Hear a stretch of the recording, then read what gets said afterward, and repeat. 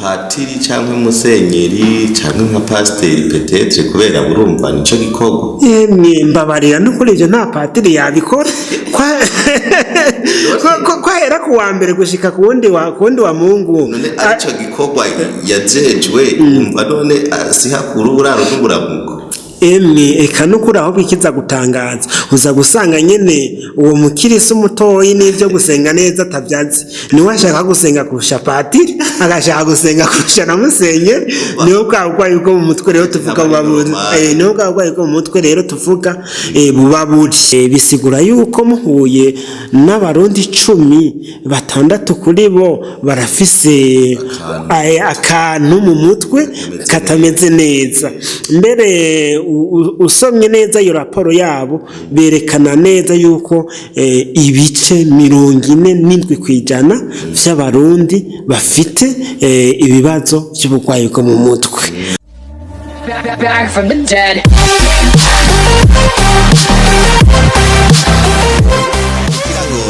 Reka ndabaramutse mvuga ngo bwakeye cyangwa mwiriwe bivanye naho uherereye cyangwa n'amasaha urabiye ko ino video.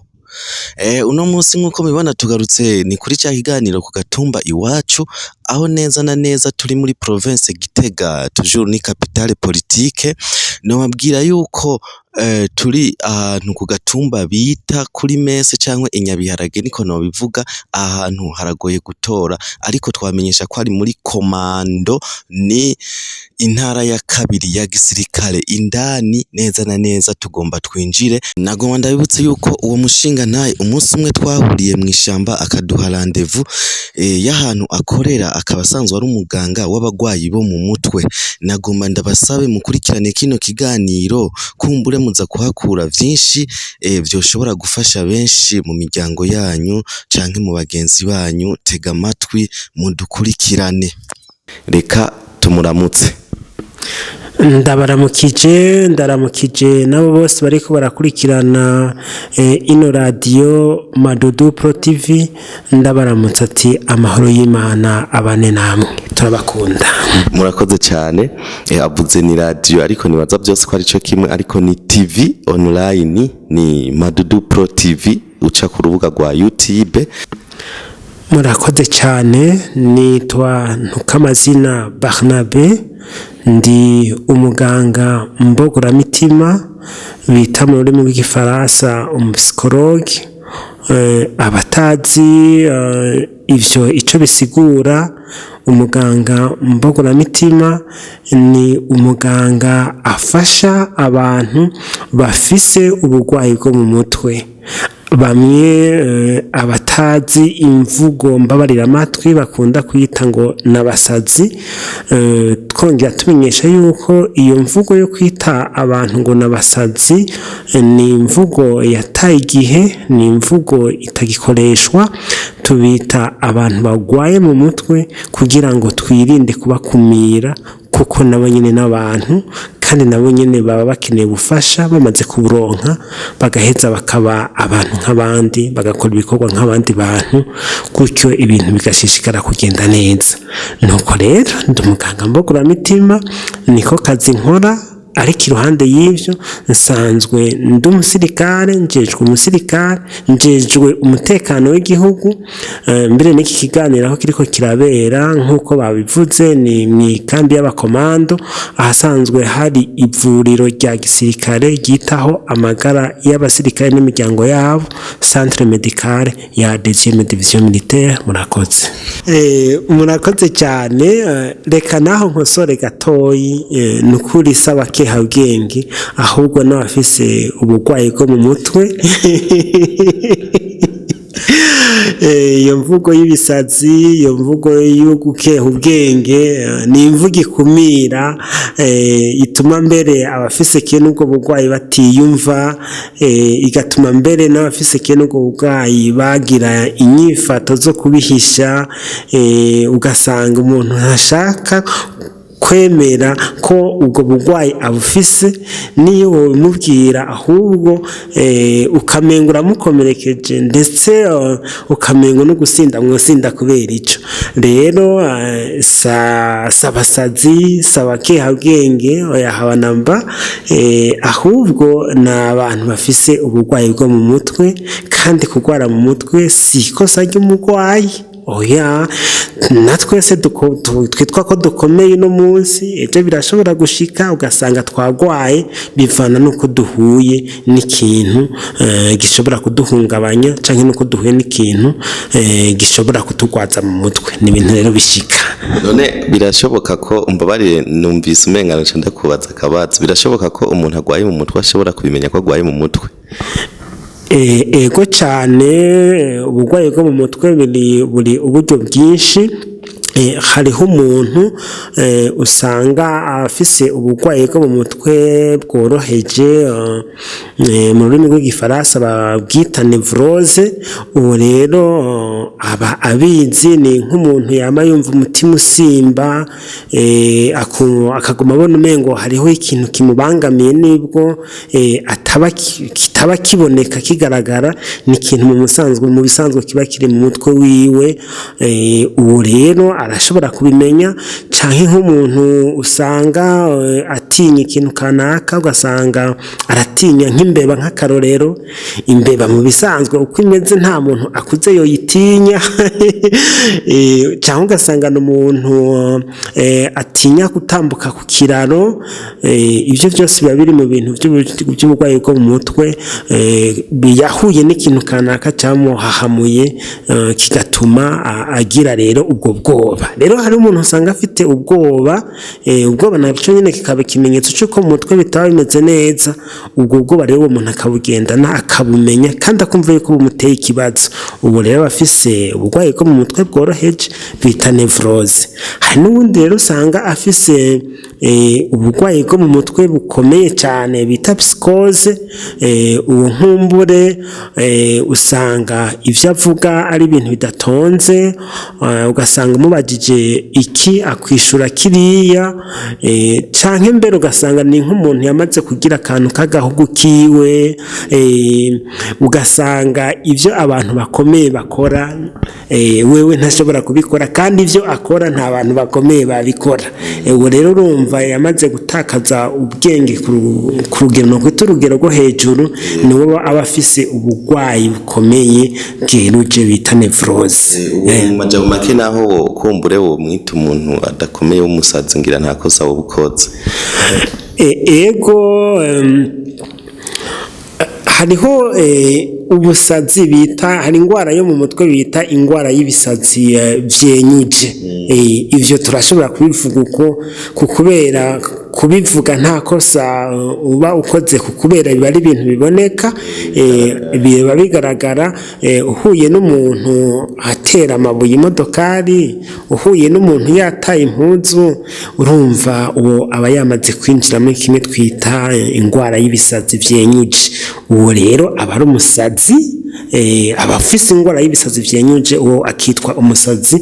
Kandi kubivuga ntabwo riba ari ikosa, ahubwo ikosa ni ukutobivuga, canke ni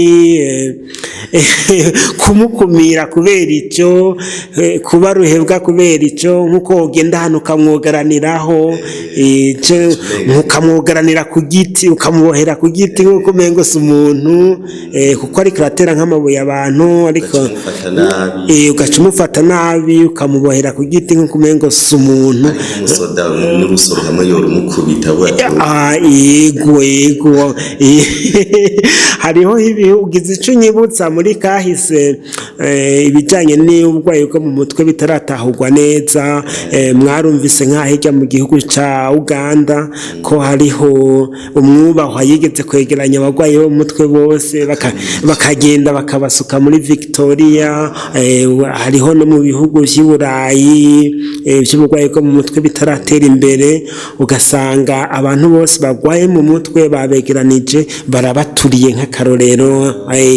Urumva rero ico gihe byarashika ivyo byarashitse ariko hari igitabo citwa historique y'ubugwayi bwo mu mutwe kirabivuga yuko igihe ke nico carigeze kuba cane cane nko mu ntambara ya kabiri y'isi yose. Hariho umuntu yitwa Hitler, abantu ke nabo baraturirwa kubera yabakoresha nko mu ntambara ugasanga yavuye babaye abasazi aho kubabungabunga yacatera bica abaturira. Eka mbere nta nubwo byari ivyo kubera abantu bagwaye mu mutwe aho uherereye hose urababona, nta gihugu erega kitabagira nta gihugu kitabagira. Rero urumva ushobora kuba utwara abandi ugahitamo gufata iyo ngingo uti aba bantu barabangamiye sosiyete bafungura ataco bakora, ugahitamwo rero kubaturira. Ivyo vyarabaye rero. Izo mvugo rero nizo twariko turavuga ko zitabereye kuko zirakumira abo bantu kandi ari abantu nk'abandi, kandi bigaca bituma n'abafise ubwo bugwayi baca bagendana ubwo bwoba kubera muri bo baba bazi yuko ari abantu bakumiriwe, yuko ari abantu badatahurwa n'abandi. Nico gituma iyo mvugo ari kuyirinda kandi ari imvugo yo gusezerera muri rusange. Murakoze cyane. Reka kumbure dushobore kuvugana ku igihe duhuye umunsi wa mbere tukuvumbuye niko no bivuga kuko twebwe ntabo duhana rendez-vous kiretse yuko bishitse tugahana rendez-vous ari nkuko twaje ngaha nkuko baduhaye rendez-vous, mugabo kenshi tugira surprise, abantu tubakubitira surprise. Rero hari umunsi twahuye umunsi w'ibanga twigeze guhura, ndawiste w'ibanga bivanye n'imvugo yanje n'ukungene nyene no bivuga nyene ngira muca muvyumva. Hanyuma ikintu novuga ca mbere ni twaravuganye ikintu gikomeye cyane. Uravuga yuko hariho ubusazi buva ku bintu bitandukanye kanaka, sinzi aho twari tugeze ariko uwo munsi hariho ni kirere cabaye nabi kiraduciramwo, sinzi aho twari tugeze unyibutse, ariko no munsi naje kugira ngo kumbure tuje en detail y'ikintu kimwe utwiganire kuko abantu benshi baravuze ati turakeneye ko ujya muntu mwaganiriye yoshobora kubivuga. Benshi bansanze inbox nubwo mu commentaire batabivuze, baransanze inbox bambwira ati uze umusange ahari muvugane neza, yiganira abantu ido nido y'ikintu kimwe kuri bijya mwagiye muravuga. Sinzi ko uno munsi rero ushobora kutubwira ikintu kimwe muri byinshi wari wavuze ujya munsi kuko byaraducanganije, benshi byarabacanganije, utubwire. Murakoze cyane. Nimba ndavyibuka neza ujya munsi twariko turavuga mbega nibihe bimenyetso wakwibona ko ugahitamo kuvuga kumbe ntibimeze neza, nkwiye kuza kuraba umuganga mbogoramitima mita mu rurimi rw'igifaransa mu psychologue kugira ngo amfashe gushira ibintu ku gihe. Rero twari twavuze ibimenyetso bishika kuri bitatu umuntu ashobora kwibona ko kugira ngo ashobore kuvuga ati bwa bundi jewe ntibimeze neza. Icambe twari twavuze ku buritiro, turabisigura cane nitwobigarukako, ariko no munsi abariko baratwumviriza bantunge tuvuge ku kijanye no kuba imbohe y'ikintu. Imbohe y'ikintu, kuba imbohe, kuba umuja w'ikintu, arivyo bita mu rurimi rw'igifaransa addiction. Twagerageje gutora ijambo twokoresha kugira ngo dusigure addiction neza. Ni harya umuntu aba yabaye imbohe y'ikintu, harya umuntu aba yabaye umuja w'ikintu, ico kintu kikaba ari ikintu mu bisanzwe kitamworohereje mu buzima bwiwe, ariko kandi bikanamugora no kuciyambura. Ivyo rero biri mu buzima bwa misi yose, benshi barabigenderamwo, abandi turabona abagenzi babigenderamwo, tukabona ababanyi babigenderamwo, rimwe na rimwe tukabumvira impuhwe mugabo ntitubone kumbura icyo twabafasha canke ntitubone aho twobayobora kugira ngo bashobore gukira ivyo bintu biba vyabagize abaja. Rero icambere mu bintu bikunda kugira abantu abaja ni tabi n'ibindi biyovyabwenge bimeze nkaryo. Aha twovuga nk'urumogi, hariho nabo usanga biteza inshinge, hariho abo usanga banywa ibintu bita za kokayine. Ibyo bintu rero ni ibintu bifasha abantu kubera ko baba basanzwe bari mu bibazo kanaka, bikabafasha gucuramika ubwenge bwabo mu bwonko, maze ibyo bibazo byari bibabangamiye ako kanya bakamera nk'abavyibagiye. Uzi rero ingorane ibyo biteza, kiretse ko bibangamira amagara y'umuntu muri rusange, ariko kandi n'ico umuntu yariko arabironderamwo ntacaronka, kuko ibyo bibazo yararimwo ako kanya amera nk'uvyibagiye, amera nk'ubifukishije ikintu. Ariko vya biyovyabwenge ryatabi yanwa, rwa rumogi yanwa, za nshinge yitera, za kokayine yitera, zikamera nk'izomucuritse ubwenge muri seruvo ako kanya. Bimaze kumuvamo, kuko n'ibintu bimara umwanya muto, si munini, bimaze kumuvamo aca asubira gusanga aho ca kibazo kwa kundi nyene imbere yiwe. Yiyongera ko aba yanonye biriyongera nyene, kuko iryo tabi rigurwa amafaranga. Kuko ugiye kuraba nk'akarya gatabi kamye, nyimba kagugwa ijana, nyimba kagugwa amajana, ndetse ndabizi, umuntu ugasanga yanyoye nk'ipake ryose ku munsi, uca wumva yuko ivyo vyamutwaye amafaranga menshi. Urumogi bo baba ruvuga, numva bavuga ko ruranagoye no kuronka, n'ururonse ugasanga rurazimvye, ugasanga ivyo biriko birabatwara amafaranga menshi, kandi nibwo biriko bibatwara amafaranga menshi, ico bipfuza gushikako ntigikunda, kuko za ngorane vya bibazo bariko barahunga, bukeye basanga ariho biri. Igica kiba rero baca baza kuba wamuja wa vya bintu, kubera ko bukeye ca kibazo bagisanzeho.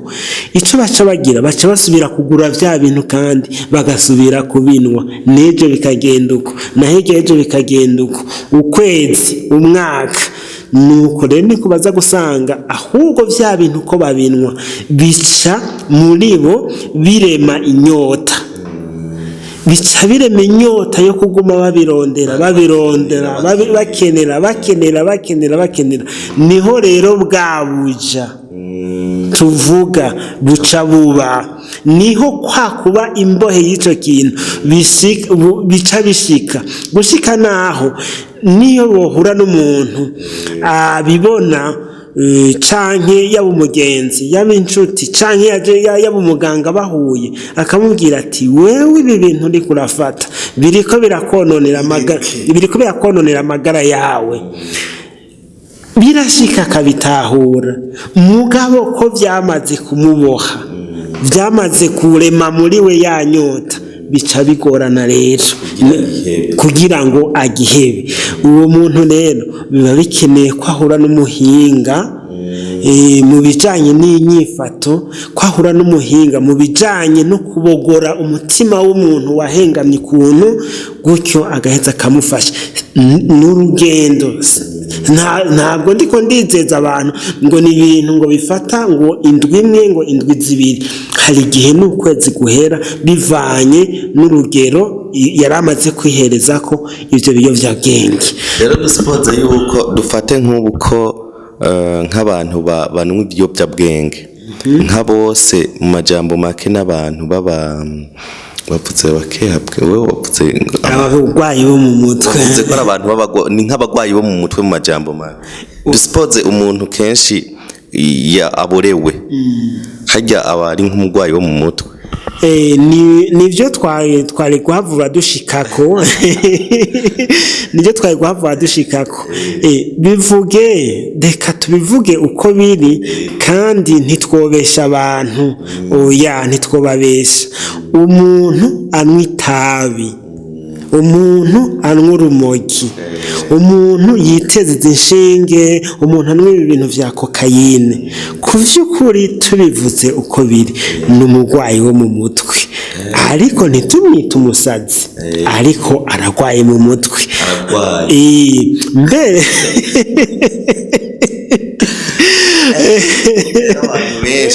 abantu benshi rero bagwaye mu mitwe, nico gituma hari umuntu yigeze kuvuga ati abantu bose n'abasazi bafite abantu bose bagwaye mu mitwe mugango ntibanganya amadogre. Sinzi ko ico kino uba warigeze kucumva. Ego murakoze cyane. Hariho umuhinga yabivuze nyene mugumba barenda gucanganisha. Oya ntaco ntitujya kure y'intumbero. Hariho umuhinga yabivuze, sindamwibuka neza, ariko abantu benshi amajambo barayazi ko abantu bose turwaye mu mutwe ariko dusumbanye urugero. Ego nanje sinobivuga gutyo 100%, ariko turavye nk'ivyigwa vyagizwe dufate ngaha ku gihugu cyacu c'u Burundi, turavye nk'ivyigwa vyagize n'ikigo c'ubushakashatsi citwa Istebu mu mwaka wa 2019, vyerekanye yuko abantu 6/10 b'abarundi bagendana ibibazo vyo mu mutwe. 4 muri bo bakaba bafite vya bimenyetso nyene vy'ubugwayi bwo mu mutwe. Rero urumva abantu 6/10 bafite ivyo bimenyetso, bisigura yuko muhuye n'abarundi 10, 6 kuri bo barafise akantu mu mutwe katameze neza. Mbere usomye neza iyo raporo yabo berekana neza yuko ibice 47% vy'abarundi bafite ibibazo by'ubugwayi bwo mu mutwe. Igitangaje rero, ivyo bice byose ntibizi ko bigwaye mu mutwe. Bazi ko bakomeye. Ariko ntibigoye kubona ko umuntu afite ibintu by'ubugwayi bwo mu mutwe. Murabi mbega yoba ari umuntu akazishavu, murabi yo muriko murayaga avuga tuje canke n'umuntu agangagurika. Mbega si umuntu aguma yidodombera buri kantu kariko kose. Erega kugwara mu mutwe nuko kuntu nyene kw'ivyiyumviro bitameze neza, uko kuntu k'umuntu mengo yararushe n'ivy'ubuzima, uko kuntu k'umuntu mengo kwisaba ariho atahabaye. Ari nayo mpamvu mbere ucubona yuko abantu benshi baca bahungira mu bintu by'amasengesho, mu bintu by'amasengero. Yani bajya baja mu bintu by'amasengero burya mu mitwe ntibakomeye. Novuga n'abakigabasha nguma ndacibagira n'abagwayi bo mu mutwe.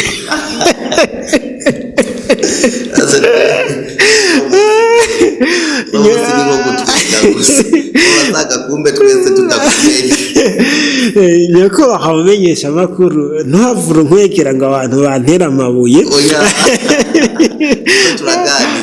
Ariko reka tubivuge uko biri. Hari umuhinga wo mu gihugu c'Ubugereki yavuze ati burya mu bintu vyose, reka ndabivuge mu rurimi rw'igifaransa, yavuze ati à toute chose il y a une mesure, en dessous et ou en dessous la réalité n'est plus. Tushatse kuvuga iki mu rurimi rw'ikirundi? Burya buri kintu cyose cyose gifite urupimo. Waja hejuru canke waja munsi ugasanga ibintu biri kononekara. Nico bisigimwe nigeze kubona umuntu yafashe azana umuntu muremure, aramushira hariya, acapima ku maboko, acavuga ati je muno mugabo mubona ndone je ntamusumba, je ndakomeye. Acasubira yerekana wa wundi ngo mbengo mubona ngo nawe atansumbya amaboko, ngo ringe dukore hasi murabe. Acarakora wa wundi gukora hasi yagize umugabo wa wundi ngo ahango ne ntimubona, ngo murabona yuko deja ngo je ndakomeye hejuru wakomeye hasi. Ngo burya rero ngo uravye gisa n'iki kimenyetso we warunyeretse. Kumurengera ngo ngahe inyigisho dushobora gukuramwo mwako karorero muduhaye nuko abantu bari bo bose ni magireranire. Voilà. Abe muremure hari ivyo ashobora guhambya hejuru bitamugoye, mugana we guhambya hasi bikamugora. Ari mugufi naho guhambya hasi biroroha, mugabo guhambya hejuru bica biguma. Ngira ngo niyo nyigisho kumbure twokuramwe. Rero hageze gukora hejuru uri hasi acatuma muremure, hageze gukora hasi naho uri hejuru acatuma uri hasi, bigaca bigenda nkuko. Ariko kwako karero je nari mpejeje gutanga nuko kuri buri kintu cari cyo cyose habaho urugero. Nukuvuga ngo gusenga yego ntabwo twavuga ko ari bibi, ariko biza gucika ubugwayi bwo mu mutwe ryari. None nyimba umuntu ahera ku wa mbere gushika kwa Mungu aguma atonda mu isengero, noneho vy'ukuri uwo muntu twovuga yuko atakantu ahajije nivyo avuga ati ahera ku wa mbere gushika ku wundi wa mbere aja atonda kwishenge ntaba ari normal. Oya ntivyoshoboka, tubivugishije ukuri mbere tutabesha abantu, uwo muntu yabagwaye mu mutwe. Aho gusa ivyo bizoshoboka ko umuntu ahera mu gitondo gushika ku mugoroba ari mu vyo gusenga ni mwijuru gusa, kubera nta muntu azoba gikeneye gufungura, nta muntu azoba gikeneye kurya, cyangwa patiri cyangwa musenyeri cyangwa nka pasiteri petetre, kubera urumva nico gikorwa. Mbabarira no kuri ivyo nta patiri yabikora. Kwahera ku wa mbere gushika ku wundi wa Mungu, arico gikorwa yajejwe. Umva none sihakura uburaro n'uburamuko. Eka nukuri aho bikiza gutangaza uza gusanga nyene uwo mukirisi umutoyi n'ivyo gusenga neza atavyazi, niwe ashaka gusenga kurusha patiri, agashaka gusenga kurusha na musenyeri. Niho bwagwaye bwo mu mutwe rero tuvuga bubaburi. Niho bwagwaye bwo mu mutwe rero tuvuga bubaburi. Je ndibuka je mvuka mu ntara ya Karusi muri komine Nyabikere, harimo umupatiri w'umuzungu yakunda kubona umumama aguma atonda mu misa yo mu gatondo, yaheza misa yo mu gatondo agaca atumbera mu kigo c'abapatiri nyimba rukuyaga niki. Uwo mupatiri yaramwirukanye namubwiye ati wewe genda kurima, wewe urima ryari, abana bawe bazakwicwa n'inzara. Mu yandi majambo ivyo mbere banakora sinzi naho banabisomye, kubera ko muri Bibiliya irya nyene bagendera ko no kwita nk'ibwirizwa shingiro ry'abakirisi handitse ko uzokora iminsi 6, hanyuma ku munsi ugira 7 ukaba umunsi wo gusenga Imana. Bavuga mbere ngo ni umunsi wejejwe, ndabivuze nk'uko baba babivuga. No kuvuga ngo iminsi myinshi niyo gukora kora kazi hanyuma iminsi 7 yaheze uje gusenga hure n'abandi, kumbura ushima Imana yuko warose amagara, inguvu zo gukora mu ndwi, kandi ko wishimiye ivyo wakoze mu iyo ndwi, ugenda no gusenga ufise ituro kuko wararirondeye n'iyo ndwi yose. Ariko rero umuntu yahera ku wa mbere agashika kwa Mungu aguma atonda mu isengero, yagiye gukora yiki? Nubwo bugwayi bwo mu mutwe rero tuvuga. Mu majambo make umuntu nk'uyo amaze kubona bimeze uko yokwegera wewe nk'umuntu w'umuganga akakwiganira ukamufasha. Cyane gose umuntu babimeze nk'uko icambere coco nuko abagendana ikintu c'ubwoba. Abafite ubwoba muri we ntabwo abatekanye, ntabwo abaremye. Yani umuntu nk'uyo n'ijuru ashobora kutarija vy'ijuru nuko none dusipoze ko ari umukeha bwenge, dusipoze ko ari umuntu agwaye mu mutwe, kandi uravye no mu ijambo ry'Imana umenga bavuga ngo ijuru si ry'abantu b'ibicucu, ijuru ni ry'abantu bafise ubwenge. Nyako bamenyesha bakuru umbangire cyane ikindi gihe uzoze dukore ikiganiro ku bijyanye n'ijuru, ku bijyanye n'umuriro, ivyo bintu urabona ko mu gihugu cy'iwacu ndetse no mu bihugu byinshi byo muri Afurika ni ikintu barondera ubudahumeka. Rero twazogira ikiganiro ku ivyo kumbure twoheza tugaha abantu umuco neza, kuko si akantu twovuga akantu gatoyi gusa twavura dusanga tubesha abantu, nivyo bari byiza. Ariko icyo abantu botahura ni ikihe, nimba hari umuntu ahera ku wa mbere gushika ku wa Mungu ari mu isengero, nikimenye nace yisuzuma yirabe ibyo ari byo byose ari ikintu cy'ubwoba kigendera muri we, mbere kikaba arico kimukoresha, akaza kwisanga ari mu isengero, kwisanga ari ku kazi, ari ku mirimo. Ni ukuvuga ngo umwanya munini ukwiye wo gukora ibikorwa byo ngaha mu isi, kuko nibyo bidufasha kuronka ikidutunga buri munsi, ariko umwanya wo gusenga Imana ukaba umwanya ugereranije. Ntiduhavure turenze urugero mu byo gusenga, nibwo bwa bugwayi rero twariko turavuga. Ngira ngo icyo twokigeza ngaho kumbura icyo nibaza ko cihagije, twashobora kuja n'imiburi buri nko ku kindi kanaka wobuzi imbere yuko nomvuga dusozera kino kiganiro, kuko dusa n'abari ku musozo.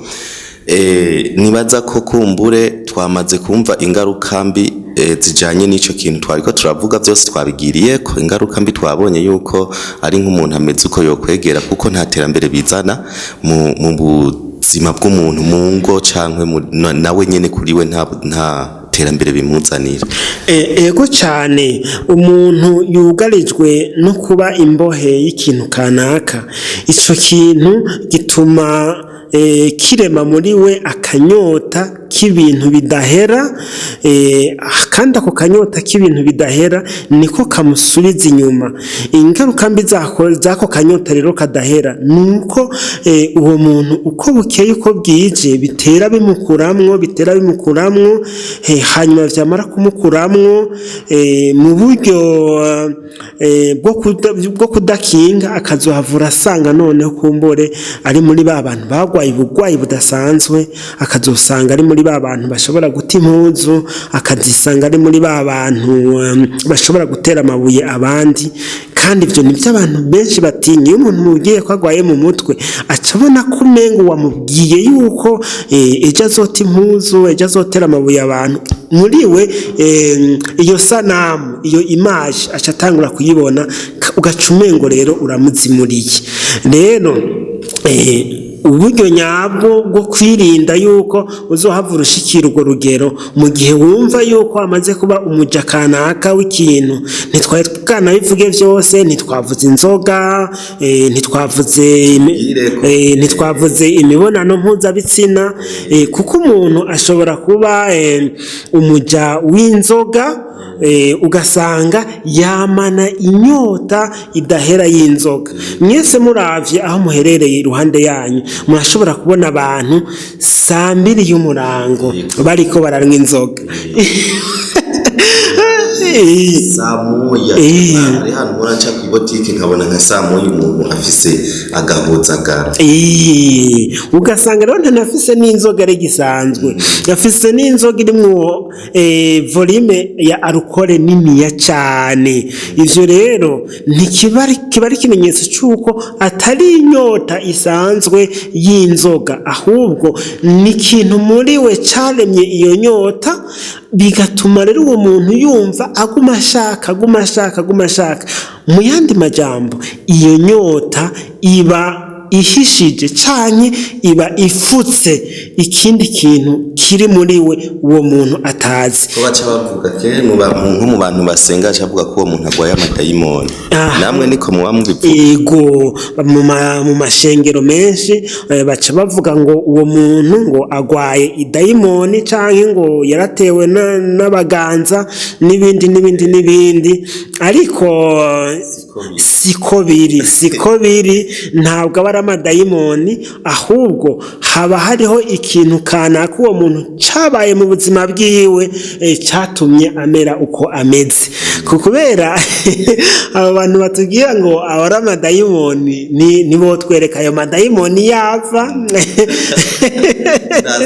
tuvuga ni ibintu biba byarakozwe k'ubushakashatsi, ni ibintu baba baragize biba byaritondewe bigakorwa ko n'ubuhinga bakerekana ati umuntu anywa inzoga kubera ko mu buzima bwiwe hari ikintu cyamuhungabanije. Ibintu bihungabanya abantu rero ni byinshi cyane, tubigenderamo kumbure turaza tuzoronka akaryo ko kuvuga ku bijyanye n'ihungabana abantu bahura muri rusange bita mu rurimi rw'igifaransa traumatisme. Rero mu ncamake uwo muntu afite inyota idahera y'itabi, y'inzoga, y'imibonano mpuzabitsina, ugasanga umuntu arafite umugore wiwe kandi ni mwiza ntacabuze, mugabo akabona yuko umenga ibyo ntibikwiye, akaza gufata ku nguvu umunyeshuri yigisha, akaza guhendahenda umuyaya wiwe. Kiretse yuko ivyo bintu bimutesha agaciro bikamukura kwa gashambara, bigira n'izindi nkurikizi nyinshi cyane nko kwandura ingwara zo mu mice ndangagitsina, zaba za sida, za syphilis n'ibindi, bigatuma ingo zisambuka, bigatuma haduka ibyo guhemukirwa, kuko nta muntu asambanya umuntu atamubeshe. Iyo wamubeshe naho amaze kubitora atahura yuko yahemukiwe, kandi ubumwishe mu mutwe ubumuteye rero igikomere. Icyo gikomere rero umuteye kugira ngo kizomuveko, n'ukuri nuvuga yuko birafata gufata ingingo kandi birafata n'umwanya. Rimwe na rimwe hariho abataronka iryo bako ryo kuronka aho baza kwikuriza ico gikomere, ugasanga barakibanye bagumanye naco, bashika no mu kubakizi wabo kuba bafite ico gikomere, ugasanga ibintu biguma bihungabana mu ngo, no gusinda no kugwana, abana nabo bakomotse mwizo ngo ugaca usanga n'ibibazo. Nukuri umuntu vraiment afite imbohe, ari imbohe y'ikintu kanaka cyamugize umuja, arakwiye kwifatira ingingo yuko yokwitura umuganga kugira ngo amufashe kubohoka ico kintu, kubera ko gifise inkurikizi nyinshi kandi mbi muri kazoza kuri we, ku muryango no ku gihugu. Murakoze. Namwe murakoze. Reka kumbure imbere yuko turangiza kino kiganiro ngire akabazo mbajije ku bintu ahejeje kudusigurira. Nibaze ko hariho ikintu yari karavuga kuba imbohe ku busambanyi, kugira ikibega, nta muntu ashobora kuba imbohe mu bintu bijanye no byo gufungura byovyo. Murakoze cyane. Kumbure na cyagihe imvura igume ngo twari twabivuze, ndabyibuka ko twari twabivuze kubera nibi twavuze ngaho umenga ari byo twari twagiye turacaka. Ego, reka tugisubiremwo ntaco. Twavuze yuko kuba imbohe y'ikintu ni kugira inyota y'ikintu idahera. Rero umuntu ashobora kuba n'umuja w'imfungurwa, ugasanga kuva mu gitondo gushika ku mugoroba n'umuntu afite akantu aba ariko ararya. Ni ukuvuga ngo ahuye n'agatumbura aca atererayo, ahuye n'utuyoba aca atererayo, ahuye n'akabombo aca afungura, ahuye n'umuhwi aca afungura, ariko arateka, ariko araharura ibijumbu azagogweza aguma ahekenya. Ivyo rero bifise inkurikizi mbi cyane, birakoroga estoma, ugaca usanga abantu bagwaye estoma, uguma baribwa mu mushishito kubera ko estoma ni nk'umwanya wo kuruhuka. Ariko ikibitera ni uko uwo muntu aba afise akantu kaga stress mu mutwe, kuguma afungura buri mwanya, habaye inyota yatewe n'ako gastress kari mu mutwe. Kumbure ari kumwe n'umuganga bashobora kwiga neza icyo biba byavuyeko, bamaze kubitora akamufasha ukuntu ivyo yobivamwo, akitunganya, ibintu bikagenda neza. Murakoze. namwe murakoze. Hanyuma hariho ikintu nariko ndiyumvira kumbure nk'ikibazo, mbega ntibishobora gushika yaho ushobora gusanga nk'umuntu abaye nk'imboho y'akazi, ugasanga umuntu akazi karamuboshe. Murakoze cyane. Kumbure imbohe y'akazi si ntacyo ndabizi ko rwose, ariko niba icyo ndavyibaza ko umuntu yoba imbohe y'akazi, uwo muntu yoba hiriwe rwose. None ko tuba twipfuza abantu bakora, nawe akaba ari umuntu yama n'inyota yo gukora. Ovete urakoze, ariko uburyo nshatse kukibazamwo hariho ubuzi usanga ari ubuzi bugoye, ugasanga n'akazi umuntu akora muko kugakora ugasanga nta terambere yigeze abibonamwo imyaka irenga 20 canke 10. Ukazosanga nta kintu cyari karaba bati burya ako kazi woshobora kugaheba ukaja gukora kakandi kakaguha ico kurya kakakubeshaho n'umuryango wawe, ntiusange mwagiye gusabiriza muri ville mwagiye gusaba, kuko n'abajya basaba mwibarabara hari abavyita ko ari akazi kandi byarabagize imbohe kandi muri bo nakazi.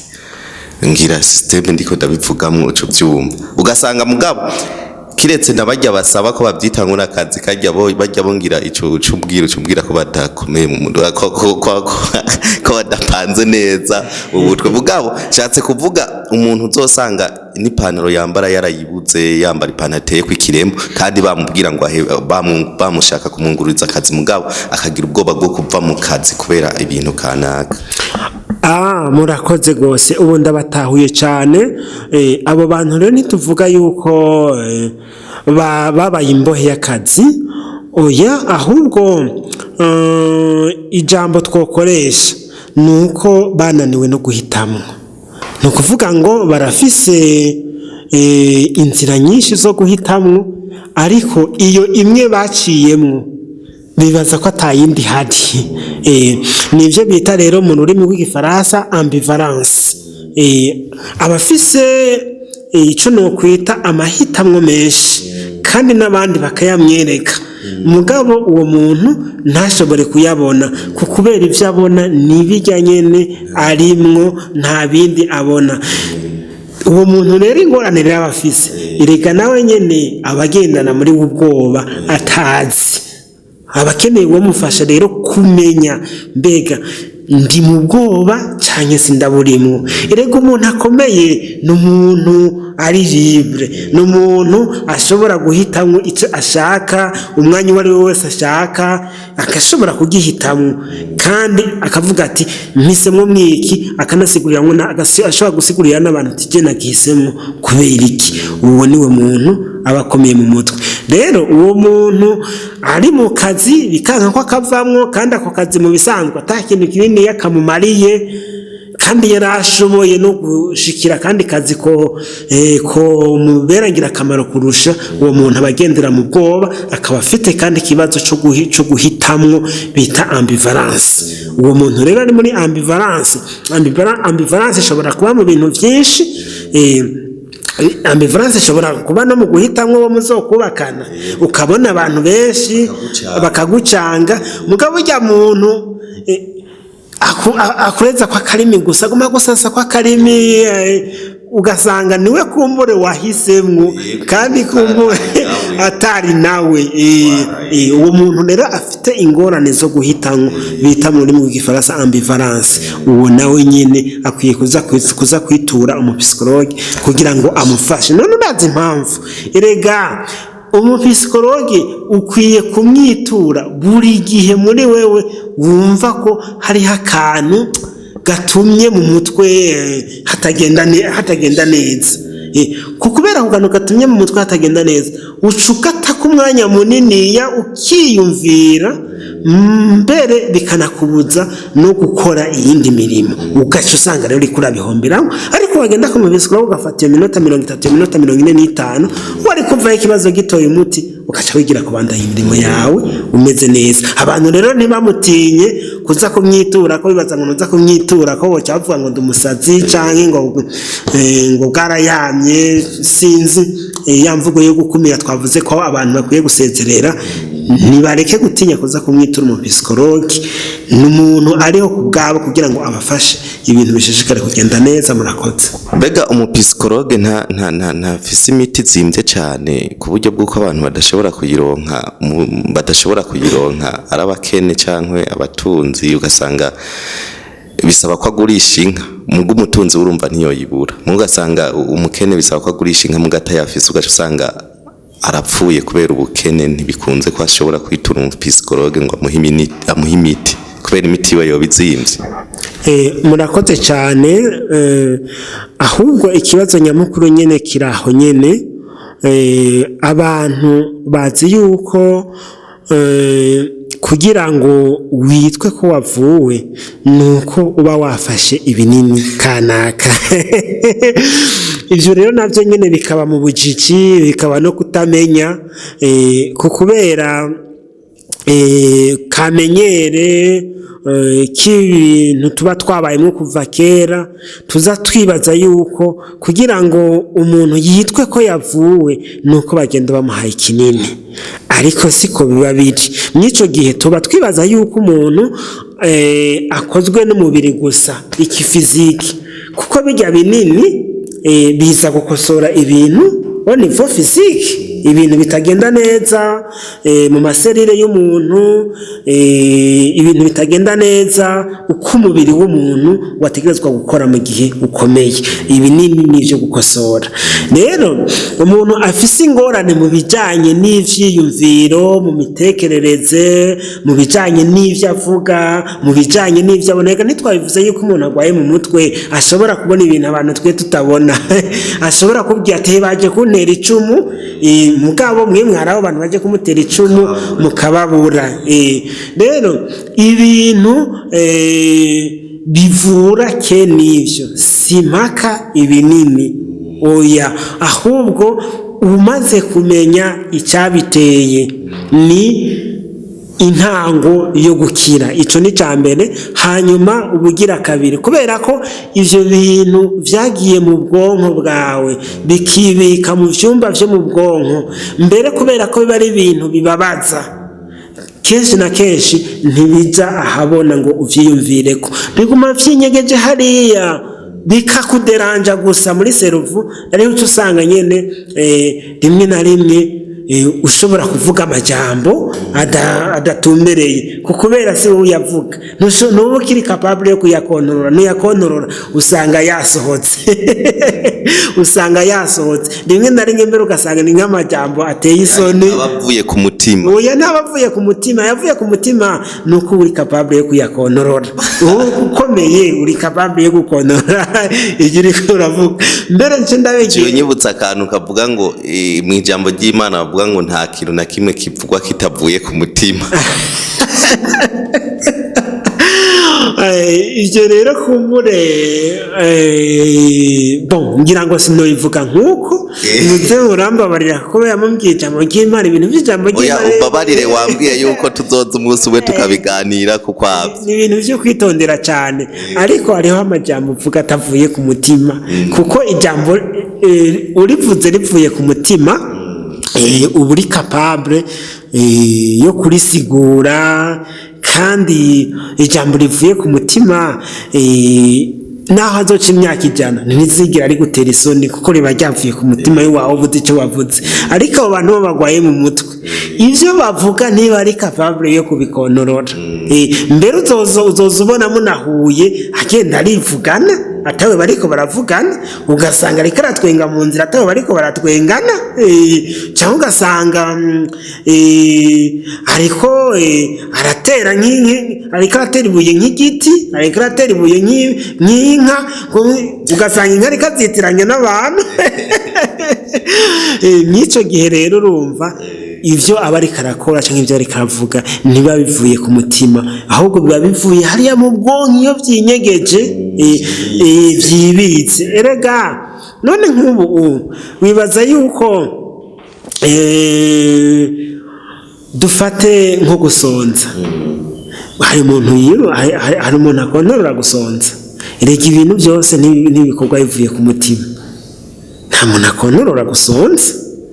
Kugira cyangwa ubushake bwo kugira imibonano mpuzabitsina. Hari umuntu araba abantu gutya, araba umukobwa gutya gusa akadasanga yavyiyumviri si ukuvuga ko ibintu byose biva ku mutima. Hariho ibintu twebwe ubwacu dushobora gukontorora, hakaba n'ibintu tudashobora gukontorora. Cyangwa nk'ubu ushaka kujya kuri toilette nugira ngo hari uruhara gushyiramo ngo bize ngo ushaka kujya kuri toilette usanga vyaye, cyangwa ushaka kuza gupisa hari uruhara gushyiramo. Oya, ibintu byose rero si twege tubikontorora. Abantu batahure yuko hariho ibintu dushobora gukontorora. Nshobora kugira ukuboko gucyari genda bigize, ariko kandi bigira atari genda bigize. Ico gihe rero nshobora kugira ukuboko gucya bivuye ku mutima, ariko kandi ndashobora kugira bitavuye ku mutima. Hari ibyo rero umuntu akontorora, hakaba n'ibindi umuntu adakontorora. Nuko niko no bivuga. Murakoze. Yego nawe murakoze. Hanyuma umuntu yoshobora kubarondera, yoshobora kubasanga he? Murakoze cyane. Aho dukorera twari twabivuze mu ntangamarara, ni mu kigo citaho amagara y'abasirikare c'intara ya kabiri ya gisirikare, Centre Medical Militaire ya Deuxième Division. Ni indani neza na neza muri Centre Commando. Uhaje abo dusanzwe twakira cyane n'abasirikare n'imiryango yabo. Abasirikare bazanye matricule yabo kubera ku irembo barabibabaza, ari imiryango yabo nabo nyine bazanye karangamuntu kubera ku irembo barabibabaza. Ku mpamvu abantu bose muri rusange bazi ikigo cya gisirikare ni ikigo kigumana amakenga. Ubundi bwo twavura dusanga umwansi yatwinjiranye tutabizi. Niyo mpamvu si gushaka kubafata nabi, baratubabarira. Niko inzego za gisirikare zitungana. Murakoze. Hanyuma nibaze yuko ubugiye kuronka abantu benshi bagiye kubuza ngaha, kuko birangiye tubonye ko kumbure abasazi ari benshi. Hanyuma reka uvuga akanimero kawe ka telefone. Murakoze cyane. Abantu bose n'ukuri baze batwiture, afite ivyo bibazo twababwiye nibareke kuvyigumizamwo, nibaze turahari kubwabo, tuzobafasha kandi ibintu bizorusha kugenda neza. Kuko ico twifuza nuko abantu bakora imirimo yabo baguwe neza, mu mutwe bipanze neza, ari abantu ba nta makemwa, ibintu bimeze neza cyane. Uwo rero yiyumvise ko kimwe ibimenyetso duhejeje kuvuga aha hejuru n'ibindi tuzogenda tubabwira mu minsi iri imbere, ntatangwe. Akanimero kanje ni 62 25 43 11. Turasubiramwo 62 25 43 11. Wanditse akamesaje turagasoma. Ugiye kuri WhatsApp ni nimero nyine dukoresha, nta ngorane nimwe. Karibu tuzobakiriza yombi. Murakoze. Reka tubashimire cyane tuvuga ati mwakoze ku kanya mwaduhaye.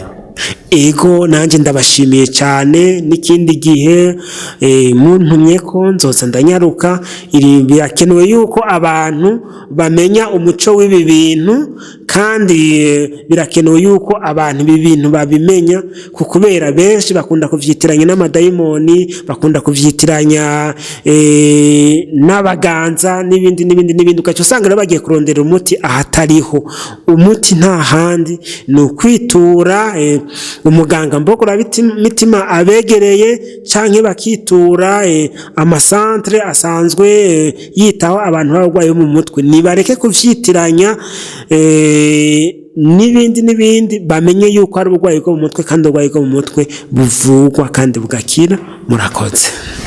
Namwe murakoze. Reka tumushimire twongera dushimira namwe bwe mwafashe kano kanya muri ko muradukurikirana. Nibaza yuko kumbure iki ari gice ca mbere tuzobandanya tuganira nawe, mukagenda mutahura byinshi cyane. Azobigisha byinshi kumbure kugira nawe uzutahure ubugwayi ufise, hanyuma uzumwiture. Nibaza yuko niwamwitura byose bizogenda neza, hanyuma ubuzima bwawe bukabandanya neza, n'ubw'umuryango n'ubw'igihugu ndetse n'ubw'isi, kuko isigizwe n'abantu. Reka tubashimire tuvuga ati mwakoze, naho ubutaha. Bye bye.